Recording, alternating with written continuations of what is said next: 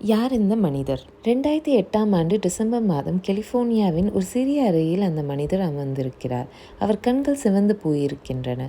கடந்த 3 நாட்களாக அவர் சரியாக தூங்கவில்லை. அவர் முன்னால் 2 கடிதங்கள் இருக்கின்றன. ஒன்று, ஸ்பேஸ்எக்ஸ் என்ற விண்வெளி நிறுவனம் திவாலாகிவிட்டது என்பதற்கான அறிக்கை. இன்னொன்று, டெஸ்லா என்ற கார் நிறுவனம் இழுத்து மூடப்போடப் போகிறது என்பதற்கான அறிவிப்பு. கையில் இருந்த கடைசி பணத்தையும் செலவு செய்து விட்டார். மனைவியை பிரிந்து விட்டார். நண்பர்களிடம் வாங்கிய கடனை திருப்பிக் கொடுக்க வழியில்லை. நான் ஒரு தோல்வியாளனோ என்ற கேள்வி அவர் மனதை குடைத்து கொண்டே இருக்கிறது.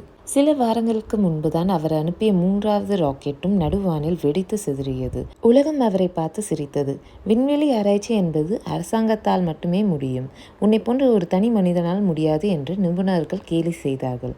அவருக்கு முன்னால் 2 வழிகள் இருந்தன. ஒன்று, மீதம் இருக்கும் சொற்ப பணத்தை சேமித்து கொண்டு ஒரு சாதாரண வாழ்க்கையை வாழ்வது. இரண்டாவது, அந்த பணத்தையும் முதலீட்டு செய்து ஒரே ஒரு கடைசி முயற்சியை எடுப்பது. அதுவும் தோற்றால் அவர் நடுத்தெருவிற்கு வருவது உறுதி.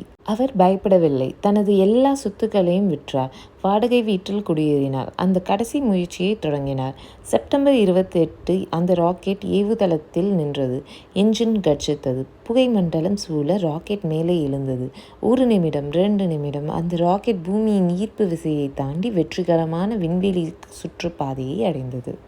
அந்த ஒரு வெற்றி அடுத்த சில நாட்களில் அவருக்கு நாசாவிடமிருந்து $1.5 பில்லியன் மதிப்புள்ளான ஒப்பந்தத்தை பெற்றுத்தந்தது.